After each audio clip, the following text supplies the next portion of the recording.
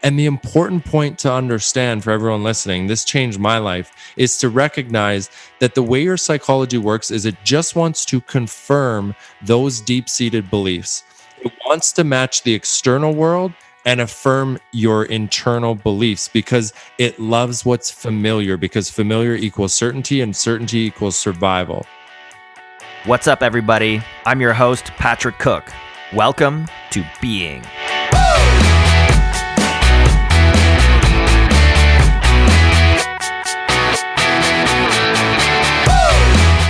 Kaylor Betts is the founder of the Mental Wealth Project, whose mission is to become the largest online community and resource for mental health in the world. Along with building the project to its highest potential, Kaylor is on a mission to show people how he went from barely being able to cope with the intensities of life to living the life he always dreamed of.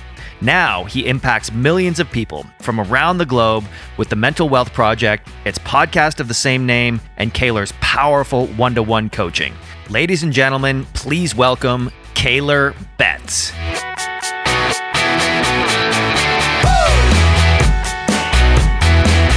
If you're enjoying the content, please do subscribe to the show and get a new episode delivered directly to your device every Friday. And as always, I love hearing from you. So please do rate and review the episode on Apple Podcasts, Stitcher, or whichever platform you prefer. Also, I'm proud to announce that the show is now available on YouTube. And you can follow us on our new Instagram page @beingwithpatrickcook. For show notes and more information, head on over to being-podcast.com. Now, on with the show. Kaylor Betts, welcome to Being. What is up, my brother? Oh man, I'm over here being, brother, and I'm super pumped to be here, man. This is gonna be good.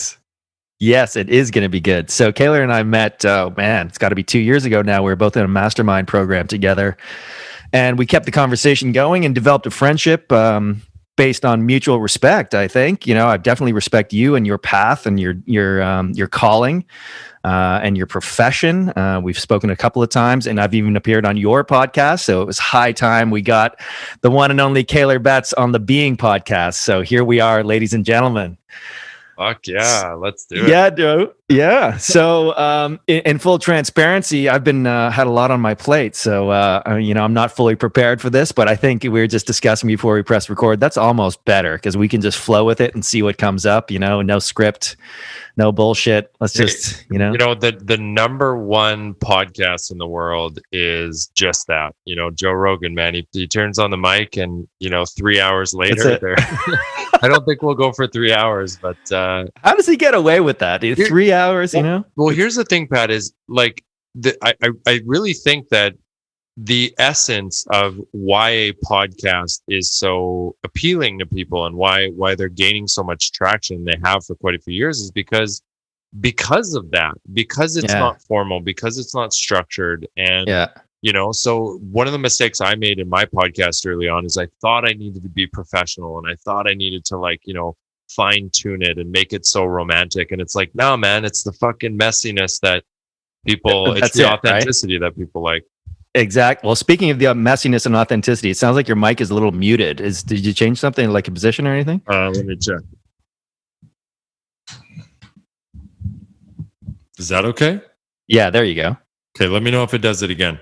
Okay, cool. Yeah, no, that's perfect. Yeah, the messiness, nuts and bolts, right? Absolutely.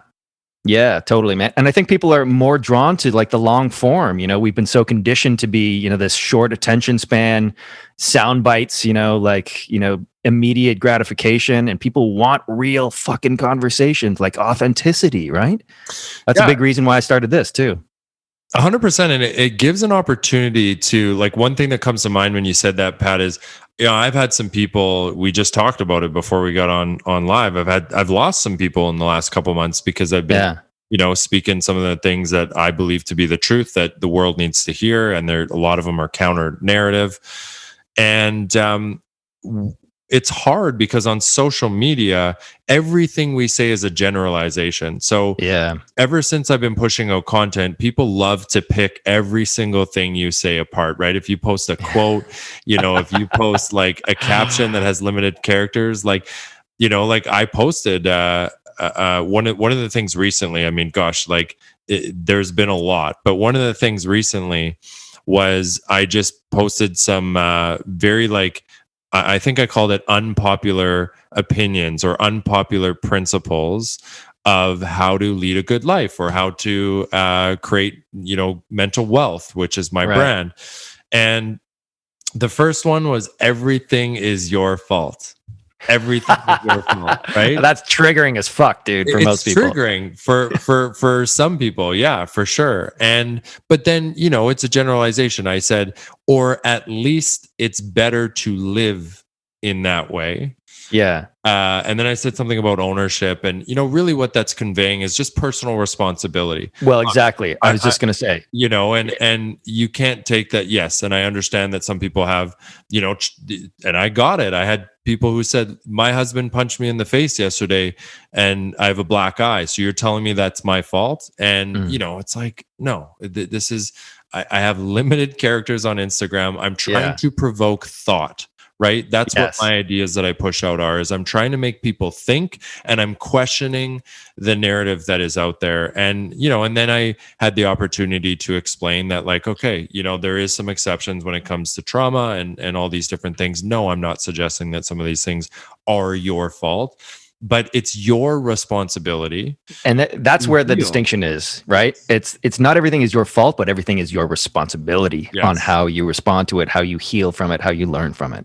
100%. Exactly. Yes. So anyways, why I brought that up, Pat, is because on these podcasts, you get an opportunity to expand on it, right? Because with everything I push out there on, let's say, my Instagram, I could do a weekend course on everything. Right. But, like, we're just making a quote, and so anyways.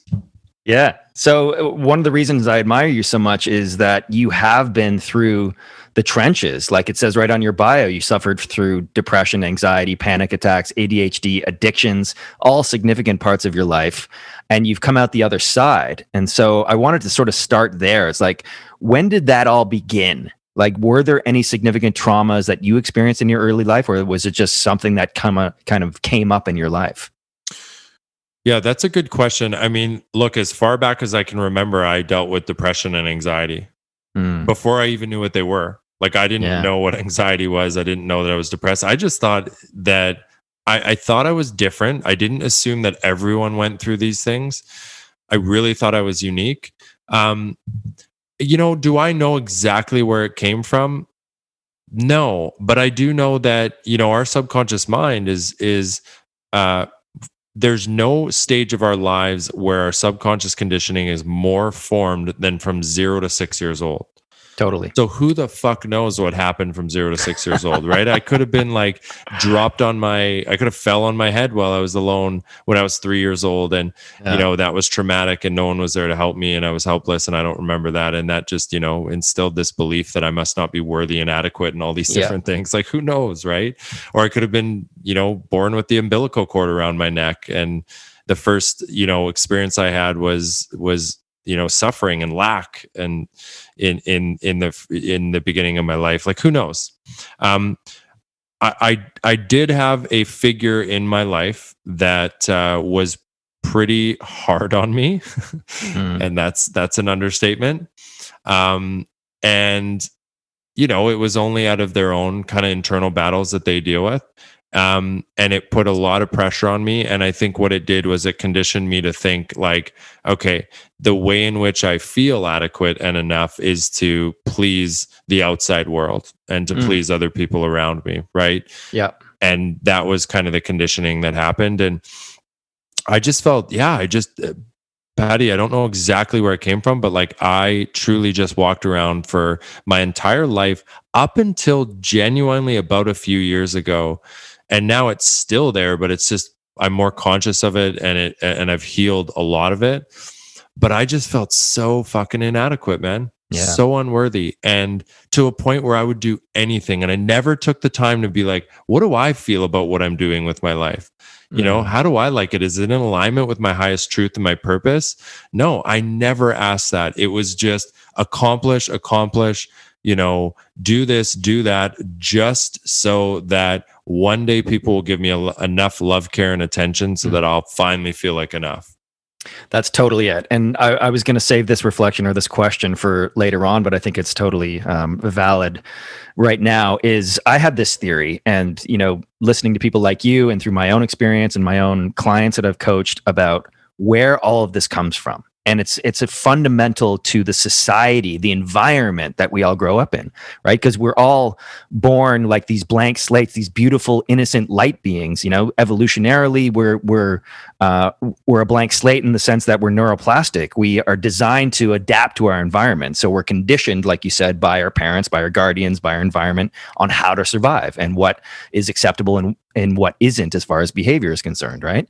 And so, once we begin to become conditioned, we move further and further away from our truest essence, our highest self, right? And that becomes more and more painful over time to the point where it's so acute that we're starting to lose our minds. We think we're alone. We think we're the only ones that are going through this. So that manifests in all the things you discussed: the depression, anxiety, panic attacks, addiction, right? Because that's pain of disharmony between who I'm supposed to be or who I'm being taught to be and who I am at the deepest essence is so out of harmony that the pain there has to be addressed, and it usually manifests in these ways that we've discussed.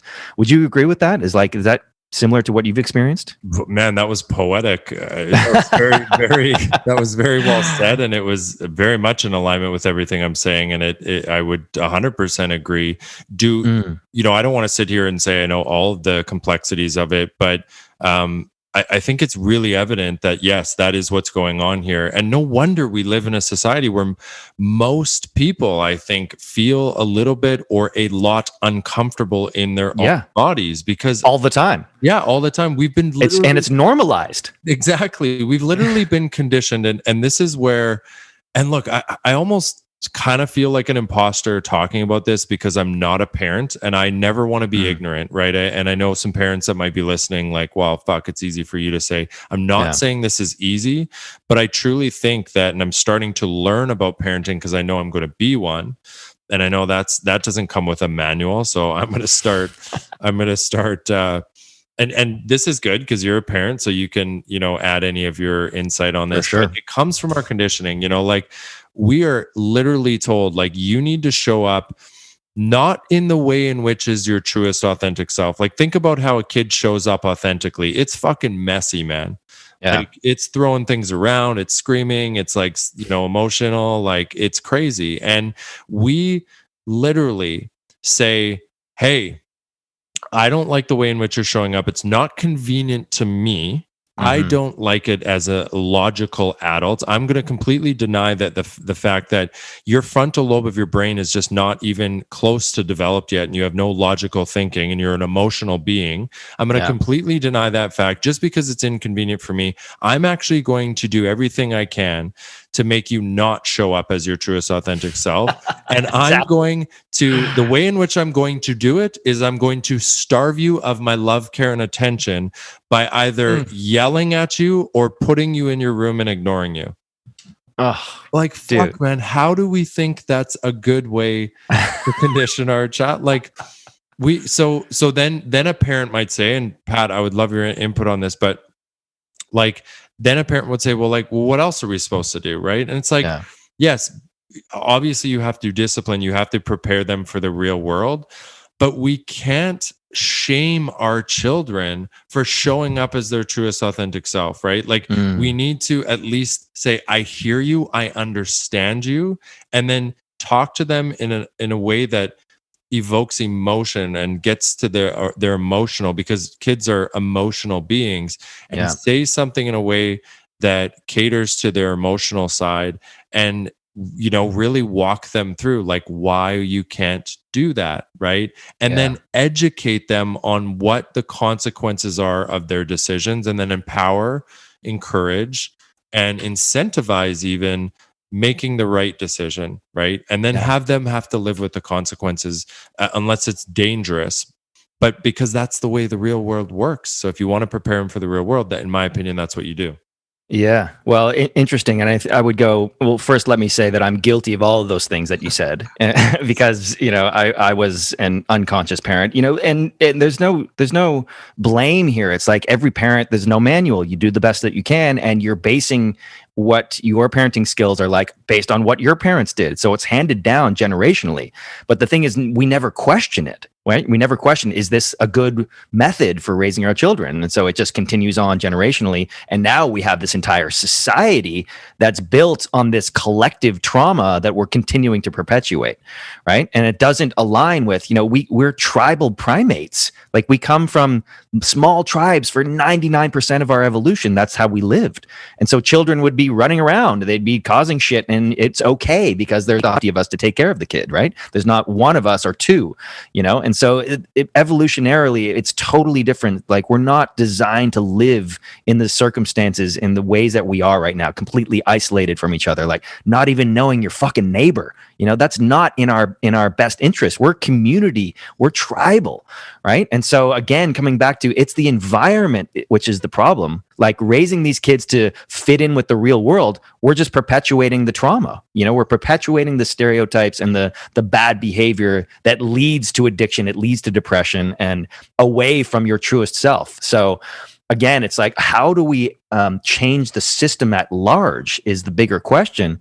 But I think for me, it comes back to individual responsibility, like we started with. Okay, let's recognize, first of all, that we are out of alignment with our higher self, with our truest essence. We're operating from conditioning or from trauma, right? And start to work with that, start to bring it to the surface, start to heal it, start to transmute it, right? And as individuals, if we all do this work, which is why I respect people like you that are doing this work, helping people to find their trauma and heal it, then we become empowered to live in community and to communicate in community to make bigger changes. So it's a bottom-up model rather than a top-down.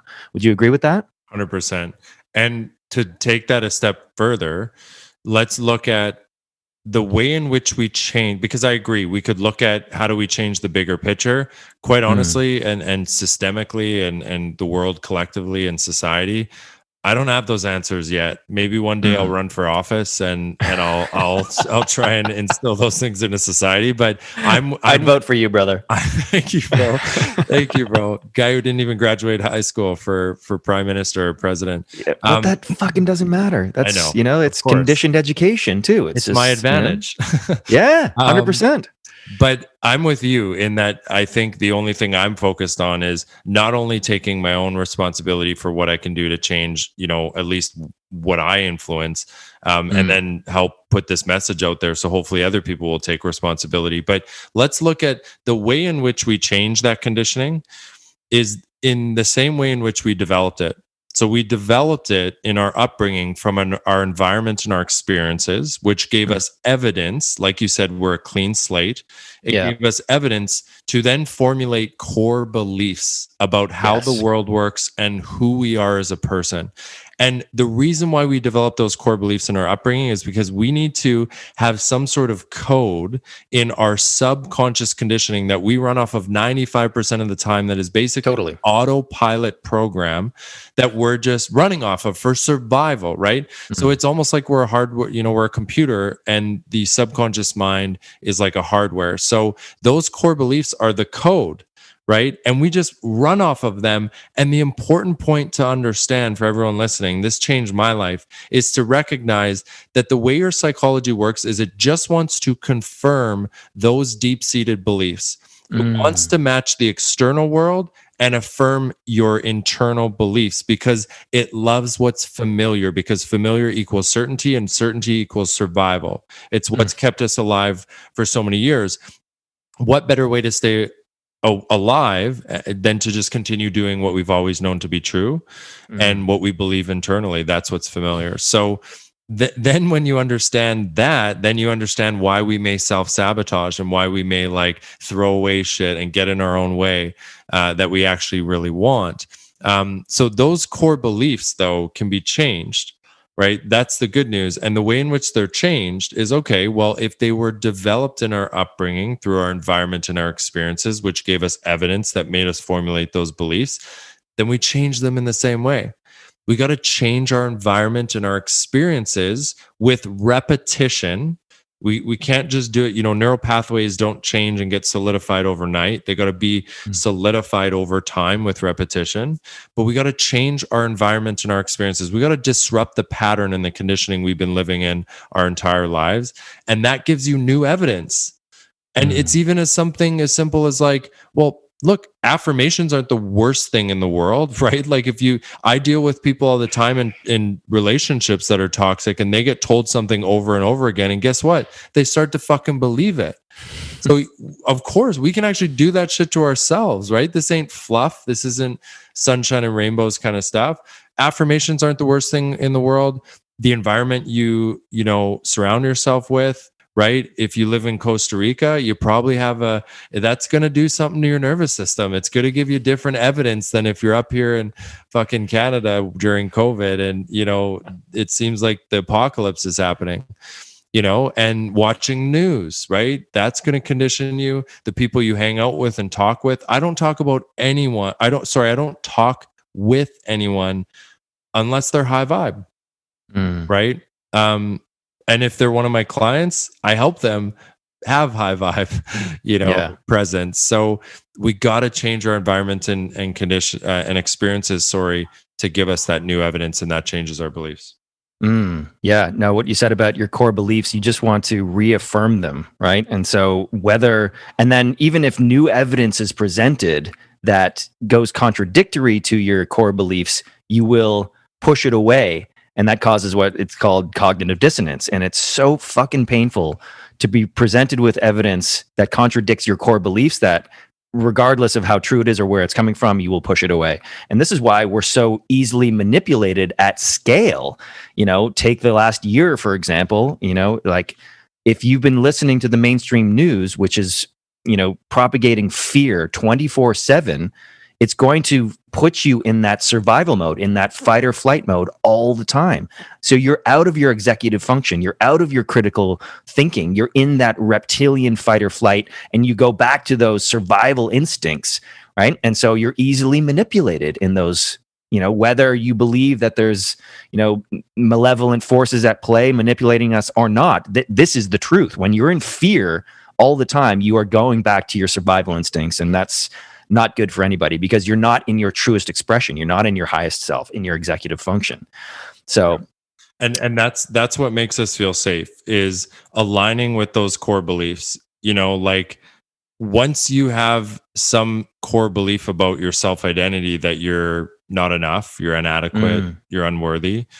And this is a mind fuck for a lot of people, but we actually would rather confirm that belief than have to do, I guess, or live in the opposite narrative of that, because that's what's safe to you. It's what's familiar. It may not make you happy, but at least you know what you're going to get. Yes. Right. At least you know what you're going to get. And Homer Simpson said something on the Simpsons one time that is exactly how your subconscious thinks. He says, trying is the first step towards failure. Right. So totally, so oftentimes our subconscious will rather just, not even try, because the other part of it too is once we open ourselves up and we actually go out and we go for something that we want, we get something that we want, there's an incredible amount of responsibility and vulnerability in that, because now we have everything to lose. So, it just wants to keep you safe and aligning with those core beliefs. And not really going for too much is actually to your subconscious more safe. And it's what keeps us in our comfort zone. The other thing I want to touch on as well too, that you said, was the cognitive dissonance thing. I think we act out of emotion and we justify with logic. And nice. There's logic to everything. We can find evidence to anything. You can find evidence that like having some wine every night is good for you because there's polyphenols in it, even though you got to drink 3 bottles to get enough to even make a difference, or it lowers your blood pressure or whatever. Okay, how about you just live a life where you don't need to lower your blood pressure? Take some deep breaths, maybe. Yeah, exactly. So the cognitive dissonance thing is big, right? We We act out of emotion. We do what's convenient, and what's convenient is familiar. And then we just justify with logic. And you can find, even if you're a smoker, you can say, well, fuck, my Uncle Jerry lived till he was 99 and he smoked every day. And it's like, it doesn't mean you should smoke. Life is a game of probabilities, man. And it lowers your probability kind of thing. Yeah. Yeah. Another thing that came up for me is identities, because when we're conditioned into a society that rewards certain pathways. So in the Western culture, at least, it's go to school, get good grades, be obedient, go to college, get good grades, house, car, wife, children, job, career, retirement. That's the path. That's the success path to happiness, right? And it's always the carrot. One more step, and then you're fucking dead. And I think I definitely followed that, and I was very successful, by all metrics, and I achieved all of those things. And to some extent, I was very happy. I had a wife and 2 small kids, and but there was something missing, and it was that disconnection I was talking about earlier between my truest essence and, who I was taught that I was supposed to be, right? And that disharmony, that disconnection caused me this deep pain that I would medicate with alcohol, because I was like, fuck, this is too painful. I don't understand it. But then when I faced it, it was like, okay, there's this identity that I've built up based on these core beliefs that were conditioned into me, that following this path will lead me to success. So I built this identity of Patty, the party guy who's a musician, blah, blah, blah. But I had to move away from that and just allow it to die, allow it just to dissipate like an ego death. But that pain of realizing, okay, wait a minute, I'm not this person. Who the fuck am I? Is way more uncomfortable, and painful for a lot of people. That's why they don't do it, because the unknown, the uncertainty is so painful. It takes that leap of faith. But when you do that, I want to say to the audience, this is key. When you summon the courage to let go of who you thought you were, and to let your ego and your beliefs die, and to reevaluate all of your conditioning, that is the first step to ultimate freedom. Because you're no longer a slave to those old thoughts or those old emotional wounds or those patterns, those beliefs, those addictions, and you can release all of it. You can let go. And that's what surrender is for me. I even wrote a whole fucking album called Surrender based on this idea, right? But the pain of letting go of that identity and moving into the uncertainty is so acute at the beginning, which is why most people will choose to stay in their identity, even if they're unhappy, even if they're addicted, because it's what they know. It's familiar, just like you said. But on the other side, if you have the courage to take that first step, it only gets better and better and better. And that is the pathway to true happiness and true creative expression and true fulfillment, in my opinion. Man, that's so beautiful. I mean, I think not enough people ask themselves, who could I be? Who do I genuinely want to be? And the key word in that is I think everyone is, that identity that you created, the sex, drugs, and rock and roll kind of guy or whatever, like that is the identity I believe often. Well, you can correct me if I'm wrong, but I think most people have those identities of like, who do I need to be to feel validated, to get love, care, and attention so I can feel safe in this world?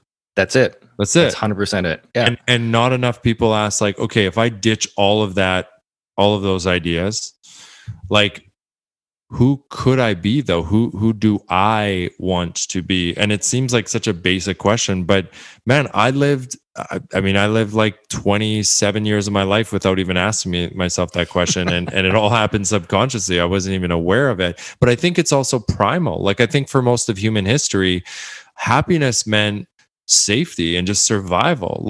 So I think we live in a completely different world. And I think this is really important to acknowledge, is that for most of human history, if we weren't accepted into our tribes and our communities, we were thrown to the wolves. Yeah. And you die. As that. And you die. And it was enough to just fit in and have, make your place in your tribes and your communities, keep your kids safe. And that was probably enough to bring joy, to regulate your nervous system, to feel happy, most of the time until something horrible happened, but we live in different times.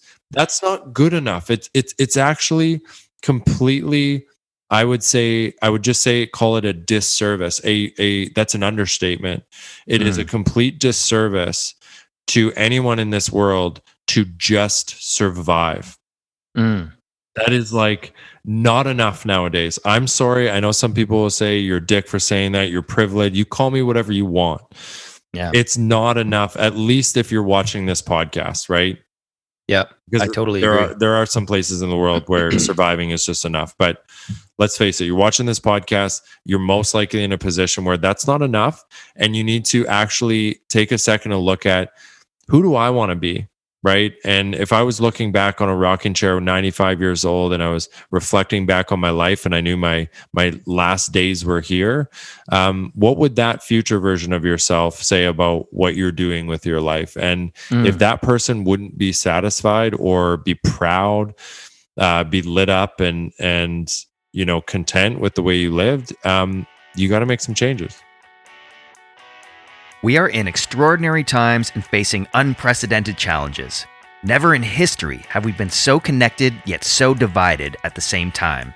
Now more than ever, there's a fundamental need and desire for us to come together in community and collaboration, to experience real and authentic connection with our fellow human beings, to be part of a tribe of people who are doing the challenging work of making sense of the world and their place in it, to have a safe place to be vulnerable and get the support we so desperately seek as we navigate the complexity of modern life. This is why I've created The Chrysalis, an exclusive online community for people who are doing the deep work of personal development, of awakening, of healing, of peeling back the layers of conditioning and unconscious programming and unleashing their full creative expression through the discovery of their life's purpose. This is for the people who have the courage to say yes to life and to becoming the best version of themselves, for their own benefit and for the benefit of all. This private membership group will be hosted away from the prying eyes and ears of the big tech platforms and will feature live group coaching calls, exclusive content and trainings, plus guest speakers, workshops, and more. At its essence, The Chrysalis is about coming together in a thriving community with the shared intention of co-creating the future that we all want to live in. If this resonates with you, go to enterthechrysalis.com for more information and to reserve your spot. Chrysalis is spelled CHRYSALIS. So that's enterthechrysalis.com. Now, back to the show.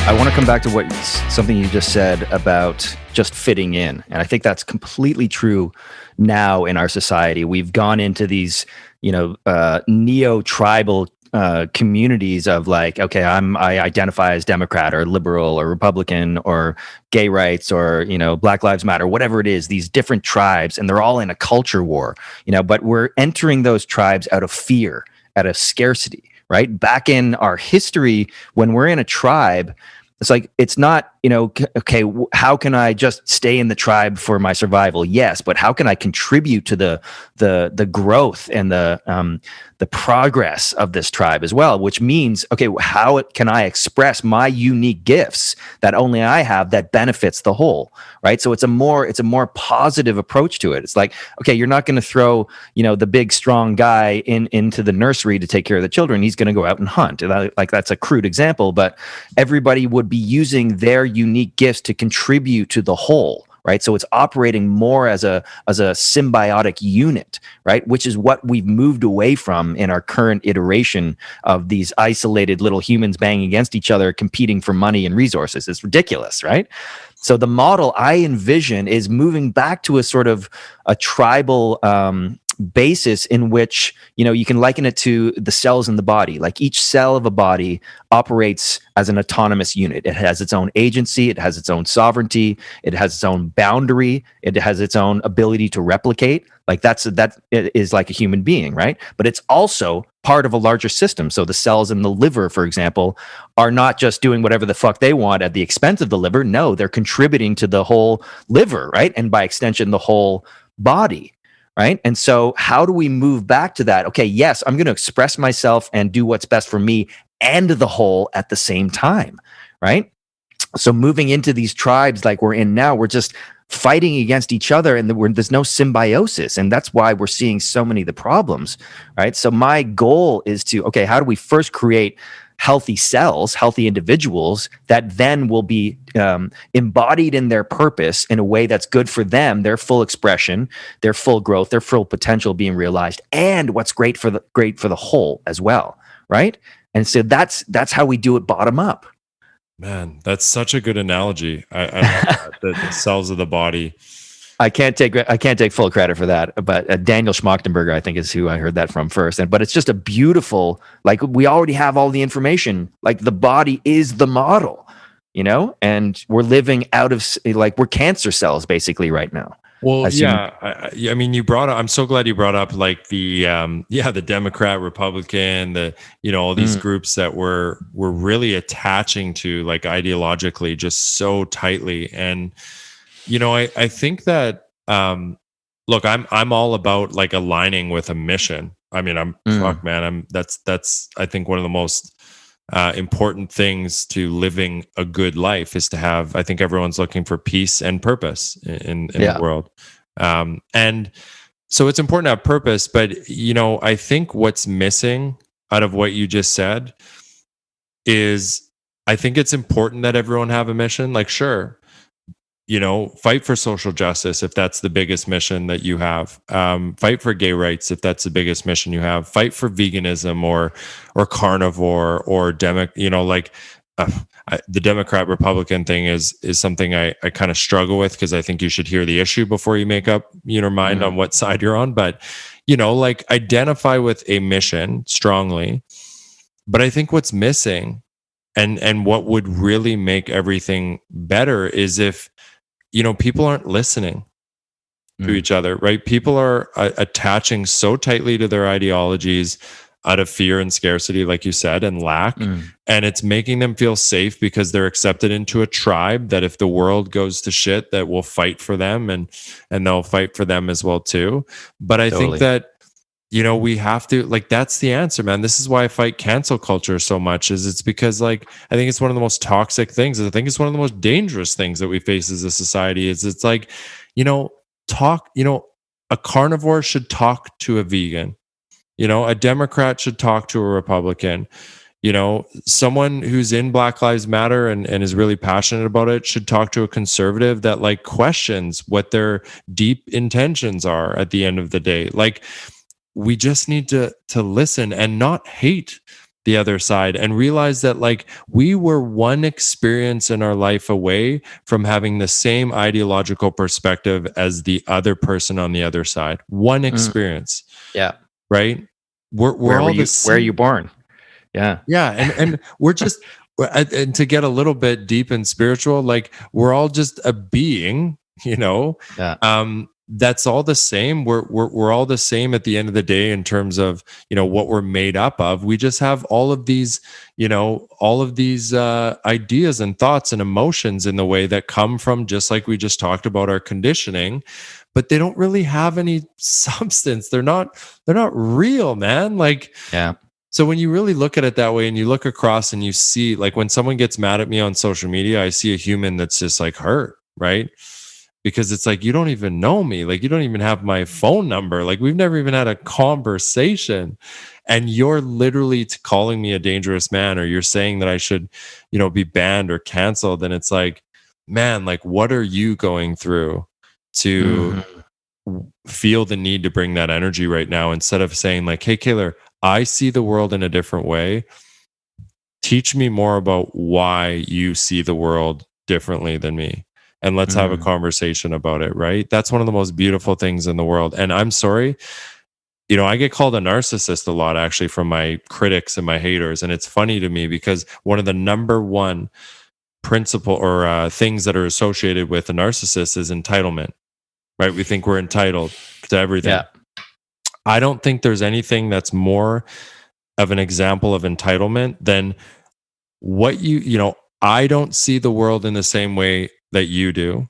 And therefore, what you said really hurt and triggered me. Therefore, I don't think you should have a voice because it's not convenient for me. That's it, dude. You nailed it. Totally. But I think this comes back to a couple of things that came up for me there is that we have no shared base sense of reality anymore. In the digital age, in the social media age, where you have AI algorithms curating your feed based on your existing biases, whatever you click on, you know, by the time you've clicked 10 times on Facebook, the AI knows more about you than your fucking spouse does.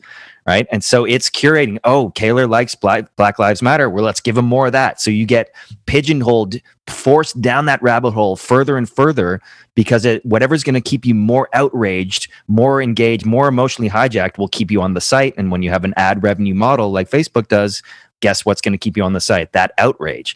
Right. And so you multiply that by how many billion people are on Facebook. Everybody has a different feed. Everybody has a different perspective on what base reality is. So when we come to communicate, it's like, what the fuck are you talking about? Like, I can't even see you because my reality is completely different than yours, right? And so this is a root major problem. And let's just acknowledge, sorry to interject, Patty, but let's acknowledge how dangerous that is. Super dangerous. We're talking about top 5 things, and I think about the threats of not often because I don't want to live in fear, but I think often about how vulnerable we are, you know, just as a society and the globe. You know, you talk about nuclear war, climate change, viruses that are becoming more and more, you know, likely to happen. There's asteroids, like there's a lot of things, like, you know, the power grid can go out, you know, cyber warfare, terrorism is coming up. Like there's a lot of shit.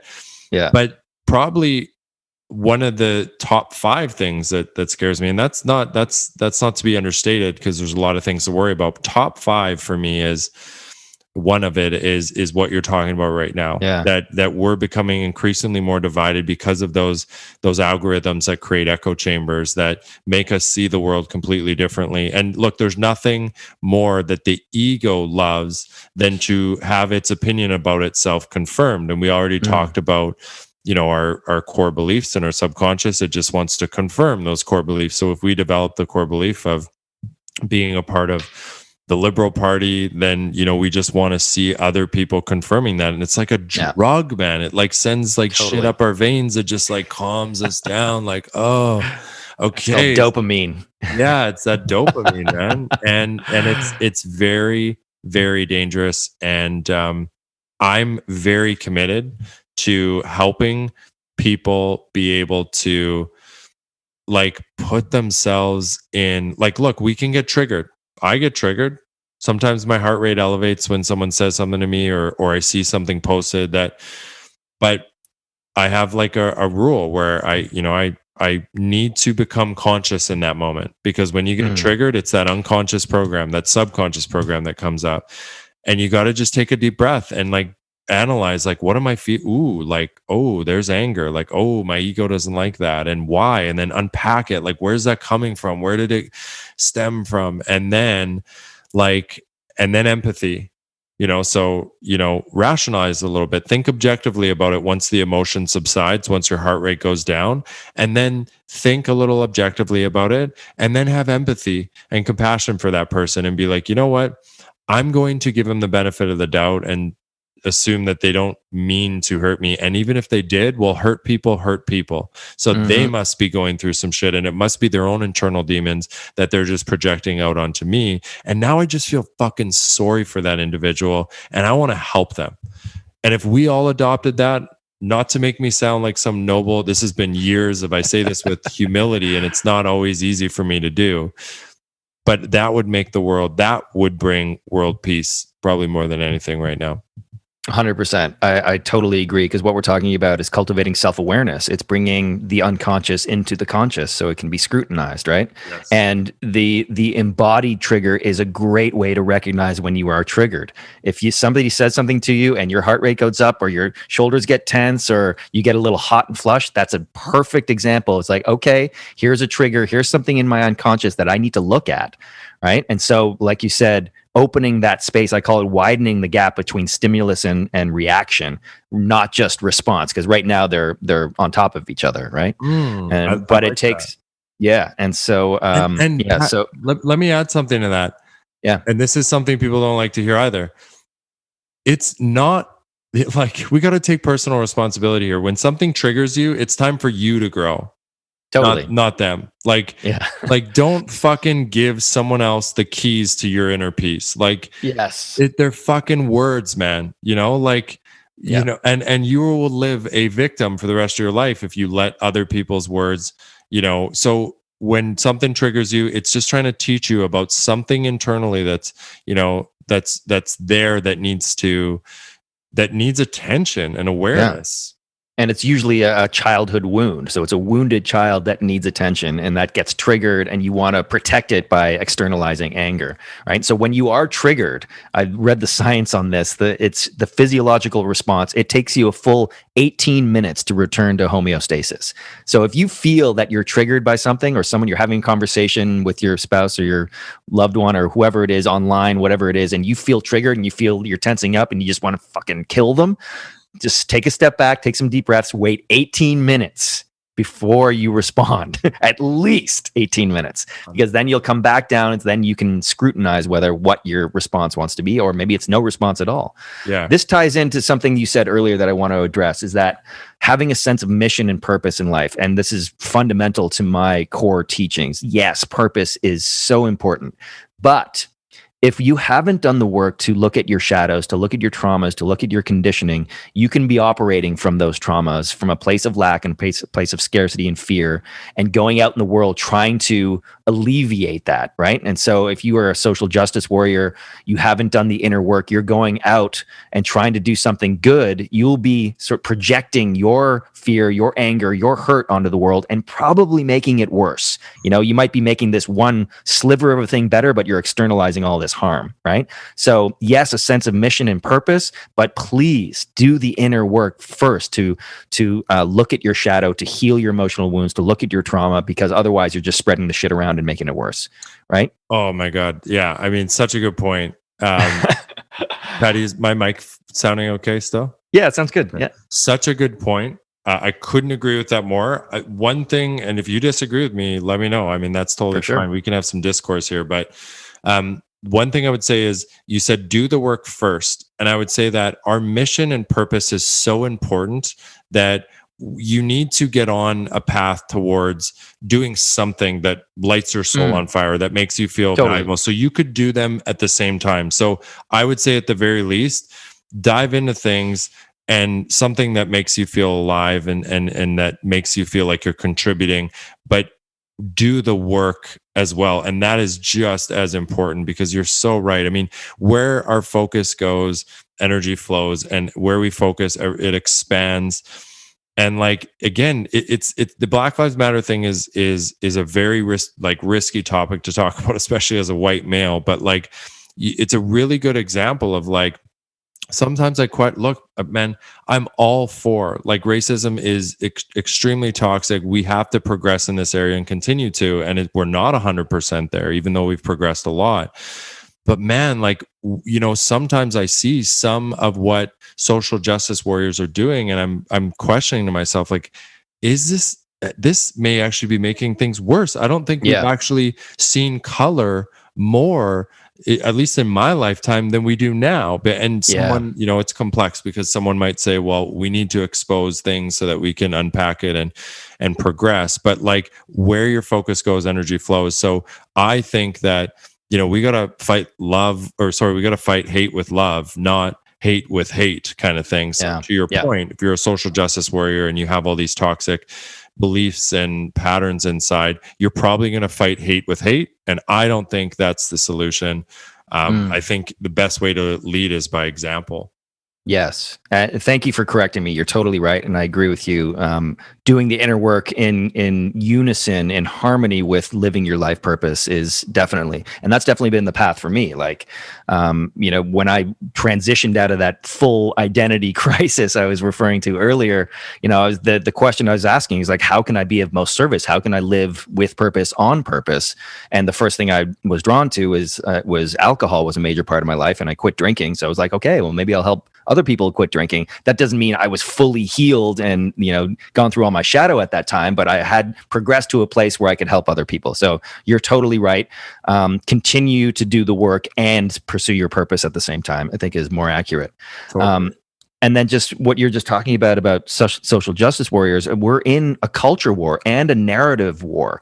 So anything that can be weaponized will be weaponized, right? So even if it is something like racism or Black Lives Matter, it's going to be weaponized by people who want to continue the culture war or the information narrative, right? The narrative warfare. Yeah, it's like feminism is a good thing. Another risky topic for a white male to talk about, but hey, I'm not playing it safe anymore. But it's like feminism. Some people think that the answer to feminism, which I mean, correct me if I'm wrong, is just to empower women and to fight for equality and rights. Some people think that the answer to that is to demonize men, and it's like that's not that doesn't work. That's not the solution. That doesn't work. One thing I'd love to transition to, Patty, that I think would be amazing for the listeners to hear, some of them at least, because I get this question all the time is, okay, you talk about purpose all the time. I don't know what the fuck my purpose is. Like, what is it? And I guess just the short answer, and I'd love to know. Now I'm kind of turning it into my podcast, but I'd love to. No, this is great. I love it. That's exactly where I wanted to go. Yeah, like, look, purpose is something that people think that we stumble upon or we find. We create our purpose, and we got to go out and create it ourselves. Now, that's groundbreaking when it comes to purpose. But the other thing too is, like, why does our purpose have to, our purpose doesn't have to be something that people will make movies about, right? And some people are lucky and they find that and they're going to write a book one day, and sure, they do these extraordinary things. But like, how about your purpose just being service and just fucking helping others in any way that you can, and identifying something that you're good at that helps others, and just experimenting and diving in. And then when that doesn't work, pivot, move in a different direction. But like, you got to go out and do stuff. Don't just wait around for your purpose to show up in front of you. It's like, you got to kind of go out and create it. I've never seen the movie Eat, Pray, Love, but I'm assuming that's probably a good example of like someone who just like midlife crisis, didn't really know what the fuck to do, but she went and took action. She went to India, she went to Bali, she went and, had a journey. The pattern interrupt you were talking about earlier. You have to break out of the old conditioning and the old molds. So that's interesting that you brought it up, and I totally agree. The last guest I had on, Martin Uchik, it's just the episode before you, is a student of integral theory, and he teaches integral relationships. So love relationships based on Ken Wilber's integral theory.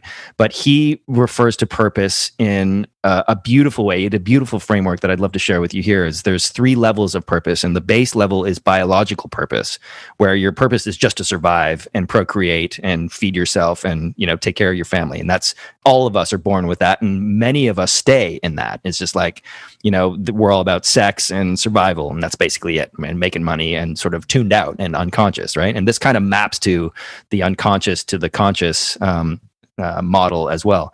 And then beyond that is the transformational purpose, where you recognize that your conditioning, like we're talking about, is like, okay, well, I'm living unconsciously with this programming. How can I introduce a pattern, interrupt, and shift it up and sort of try to heal and look at my addictions, look at my patterns, and there's ways I can get better. And that's kind of your transformational purpose. And then the final tier is the transcendental purpose, where you are fully acting in full service of others, for like I was talking earlier, for your best interest and the best interest of everybody at the same time. So there's an evolution that maps roughly to, biological being unconscious in your core beliefs, and then being fully enlightened or conscious being and in your transcendental purpose.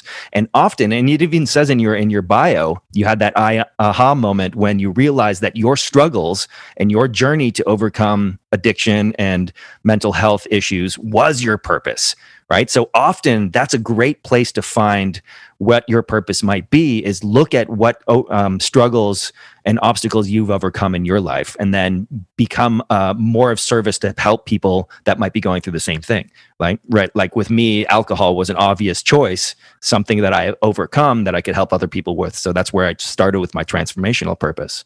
Right? Man, I love that. Right? It's pretty cool. Like, taking notes on that. I love it. So biological, transformational, and transcendental. Yeah, I'll send you the link to the episode before this. You should check it out. And he wrote a book about it. It's called Sex, Purpose, Love.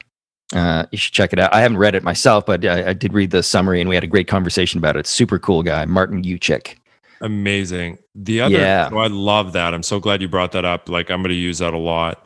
The whole moral of the story is that it's important to break your purpose into different categories, right? Like, there is a purpose that you can have. And I've battled with this, right? Because I do go out, I have a business, and of course I want to strive to make money, right? But I've battled with like, what's the purpose of that, Kaylor, right? But there's in creating wealth and security, you can make that is a spiritual, it can be a spiritual thing, just like art can be a spiritual thing. And it's like, and it's pleasure as well too. And it's not just sex, but it could be, eating, a food that causes you pleasure or creates pleasure for you. It could be doing art. It could be music. That's another area of your life's purpose. And then there's your life's mission, right? Then there's relationships, right? So like, anyways, again, the moral of the story is to really dive into like, what are the different components and break down the different components of purpose, right? And it's not just work or career. Totally. It's other things. I'm so glad you brought that up, because if you think about a child when they're like, okay, what do you want to be when you grow up? And they're asking what you want to be, and indefinitely, or most of the time, the answer will be, oh, I want to be a doctor or a lawyer. And that's some kind of doing aspect tied to a macroeconomic model, right? So you're already conditioned. It's not like, okay, what do you want to be when you grow up? Why aren't they answering, I want to be trustworthy and honest and, outgoing and creative, like elements of being, not things that are doing that are going to make you money, right? So we're right at the very beginning, we're conditioned into a macroeconomic model, right? And so that essence, that connection that we were talking about earlier, where you're disconnected from your essence, you're conditioned into this system, right? And so you get drawn away from your essence and your purpose immediately. And some people never make it back, right? And so, but it is a worthy pursuit and highly rewarding if you have the courage to go down this path of healing and embodying your essence and then creatively expressing it into the world.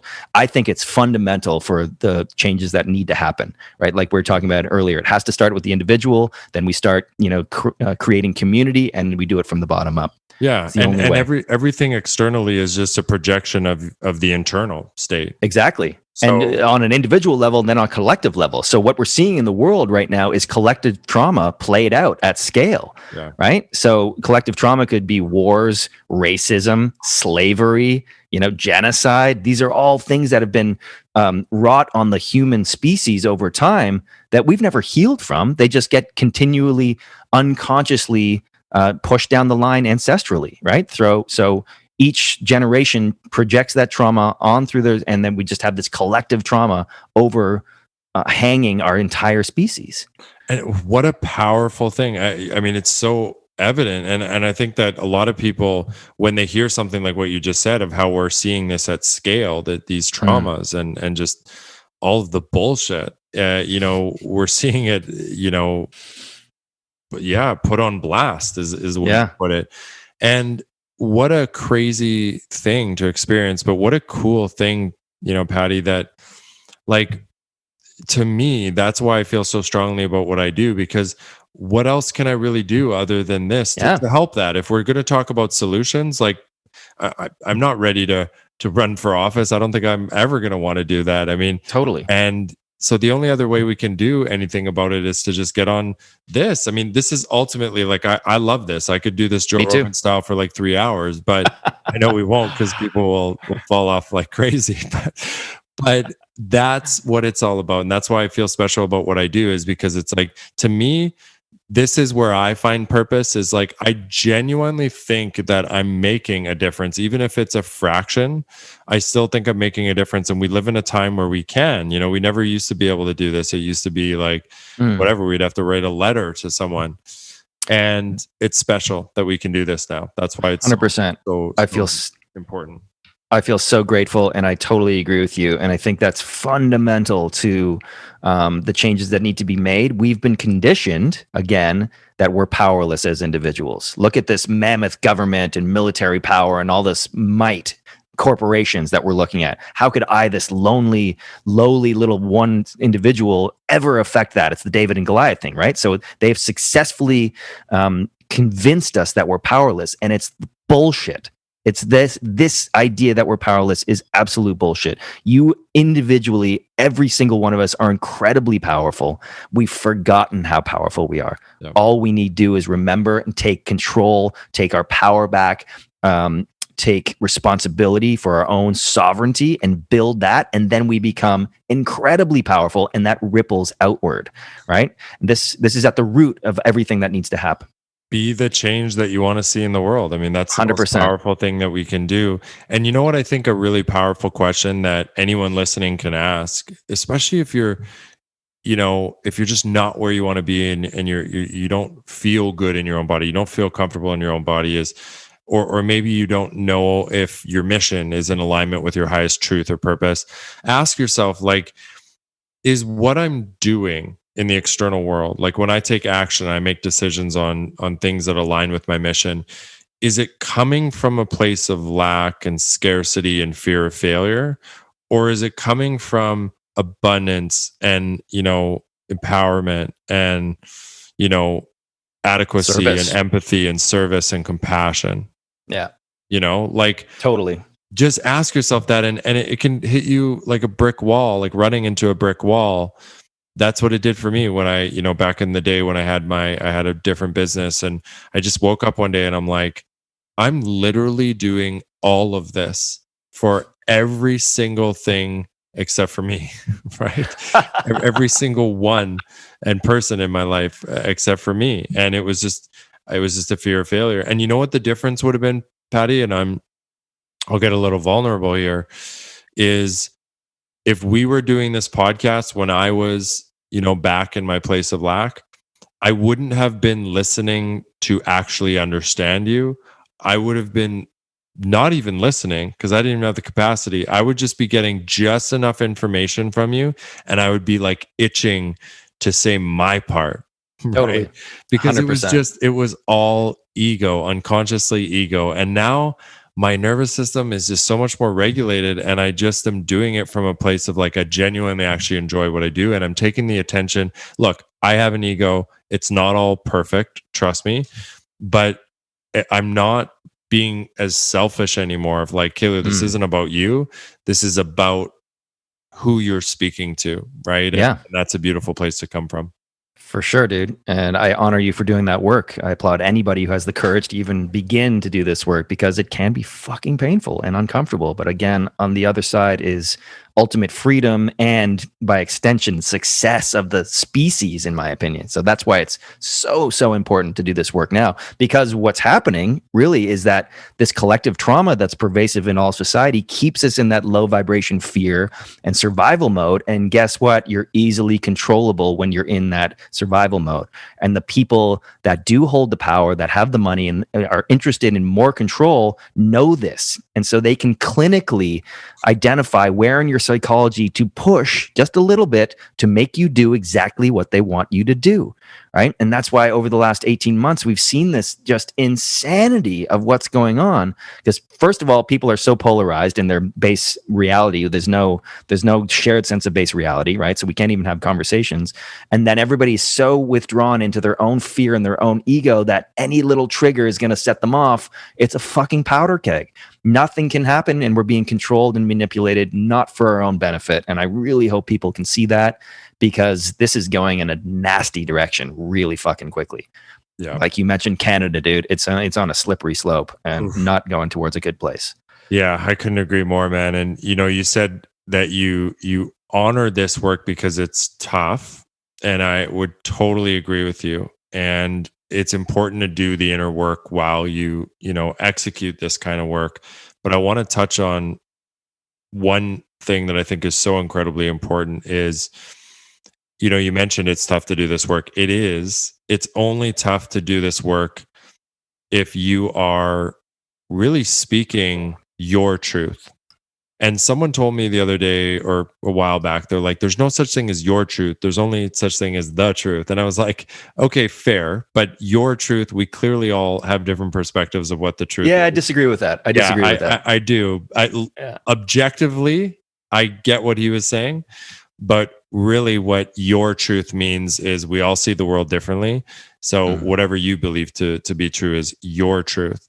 And I really think, Patty, that like, it's very difficult to do this work when you're speaking your truth, because it will ruffle some feathers. It will inconvenience some people, and it will challenge people on their beliefs. And remember, like we've been talking about, people don't like to have their beliefs not be affirmed.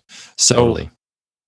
But I'm telling you right now, I put out my video 2 months ago on the COVID thing, and it went berserk.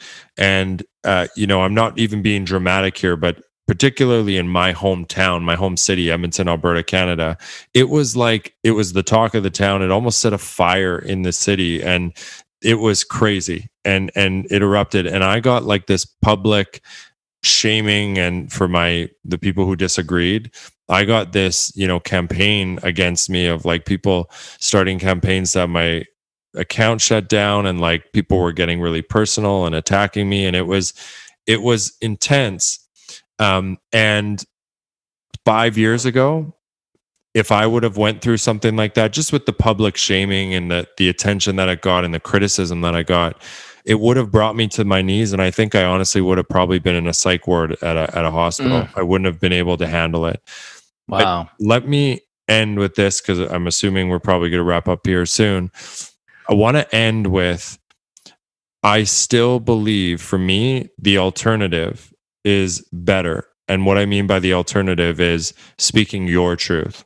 Because I would rather lie my head on my pillow at the end of the night. I don't care if everyone hates me, and know that I'm speaking what I believe to be the truth. And I'm speaking in a way that aligns with who I am authentically at my core. That's what it truly is all about. And I would way rather die on that sword. Everyone can hate me. That's fine. But that's what I would say.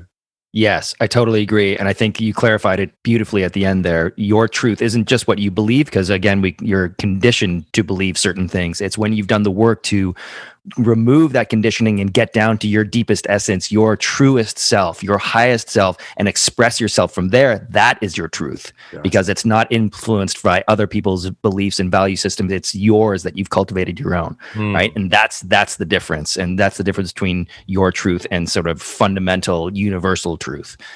Beautifully said, brother. Kaylor Betts, what a fucking honor this has been, dude. Thank you so much, man. Patty. Yeah, that incredible. That was really good. I could keep going forever, but Me too.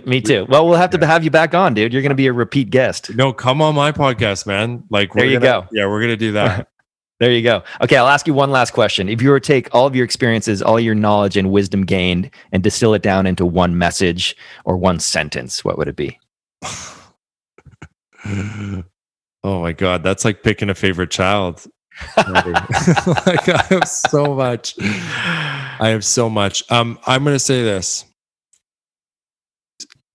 Speak your truth at all costs. Beautiful. Mic drop. Let's leave it at that. Yeah. I love you, man. This has been amazing. Love you too, brother. All right, man. We'll be in touch real soon. Sweet. Kaylor Betts. Cheers, brother. Hey, everyone. Thanks for tuning in. And if you enjoyed the show, please do subscribe, rate, and review. For more information and show notes, head on over to being-podcast.com. And if you're ready to make massive changes in your life and looking for the support and accountability to make it happen, I'm currently accepting applications for my private one-to-one coaching. You can send an email to patrick@patrickcookcoaching.com. We'll see you next time. And remember, life is now. Live your being.